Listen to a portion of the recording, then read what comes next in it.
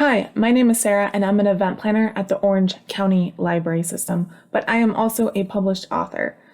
Book publishing has a lot of terms that we use that can be confusing to new authors. Adding to the confusion, there are even some terms that mean multiple things depending on the context. So I wanted to create this video for you to help you understand some of those common publishing terms that we use. This is actually part 2 in a 2-part series, so if you missed the first video, make sure you go back and look for that one. Auction and preempt are 2 terms that are tied together. A book goes to auction when multiple publishing houses want to acquire it, and it becomes a bidding war where publishers compete not only in terms of advance amounts, but also in terms of things like contract terms and marketing support. A preempt happens when a publisher really wants a book and makes a very attractive offer in an attempt to prevent a bidding war. You may hear publishing deals referred to in vague terms, such as a very nice deal or a major deal. These are classifications used by the website Publishers Marketplace when describing the size of an advance in a deal for publication. Publishers Marketplace serves as a database for book deal information, and you can find these price range definitions in the FAQ on their website. An option clause in a book contract is also sometimes called the right of first refusal. It basically means that you agree to allow the publisher to take a look at the next book you write before anyone else can look at it so that they can decide if they want to make an offer before anyone else sees it.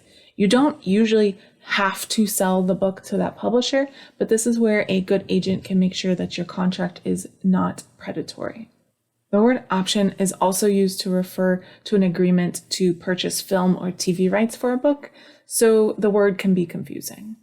Reserves against returns, or commonly just reserves, is another clause you will see in a book publishing contract that allows the publisher to hold back a certain percentage of your royalties for a certain amount of time to protect them against returned books. So a bookstore may buy 20 copies of your book, for example, and after a couple months return 5 that they're unable to sell. So the publisher is only owed money for 15 copies, which means you are only owed royalties for 15 copies. So reserve against returns protects the publisher from paying you money for books that turned out not to sell. Subsidiary rights is an umbrella term used to refer to all the kind of extra rights that could be included in a book contract in addition to book publishing rights. These could include things like audiobook, movie, book club, even theme park, and more. A book imprint is a brand name under which a publisher publishes different kinds of books. They may want to separate them out by genre or category. A good allegory to this is like a major company that produces different kinds of consumer goods. For example, PepsiCo produces not only Pepsi, but Lay's, Lipton, Quaker Oats, Gatorade, and Doritos. The acronym ARC, or ARC, stands for Advanced Reader's Copy or Advanced Reading Copy, and it is a copy of a book that is produced before publication that is meant to create advanced buzz. They're usually sent to people like reviewers, bloggers, journalists, and influencers. This book is usually not in its very final version and could differ from the published version depending on feedback. It sometimes doesn't have the same cover as the book and may be printed in a lower quality printing process. ARCs can also be digital. A galley is very similar to an ARC, but its purpose is for mainly in-house proofreading. You can see my previous video on different types of editing for more information about this process. But sometimes galley copies will be used as ARCs as well, so again, it can be very confusing. You may see writers referring to IP work. IP work stands for intellectual property, and it means the author is writing work for which they didn't come up with the original idea unless they don't own the idea.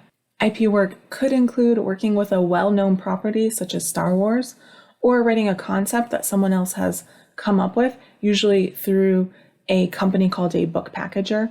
Pretty Little Liars is a common example of a book that came out through a book packager.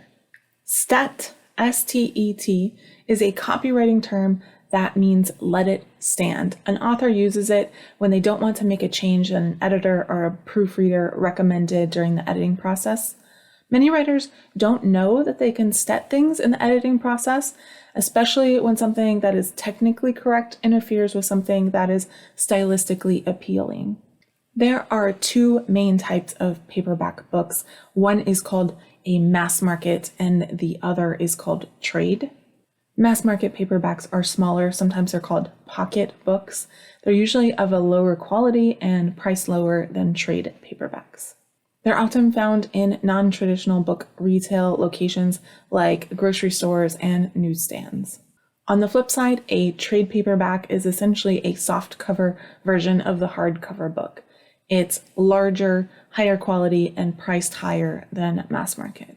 Backlist can refer to that of an author or a publisher, and it refers to books that were not published in the current publishing season but are still available for purchase. In opposition to that, frontlist refers to the books that were published in this current season. Midlist is a kind of different term, and it refers to books on a publisher's list that aren't massive bestsellers but also aren't flops. POD stands for print on demand and is actually a technology that allows for as few as one copy of a book to be printed versus a print run of 1,000 or more books. POD books often have a higher cost per piece than a print run book, and they can sometimes but not always be lower quality as well. I hope I've cleared up some of these book publishing terms for you. Please let me know in the comments if you have any book publishing terms that you have questions about. Thank you for watching. To learn more about writing workshops and see more videos, visit ocls.info/Writers Corner. Orange County Library System is your place to learn, grow, connect.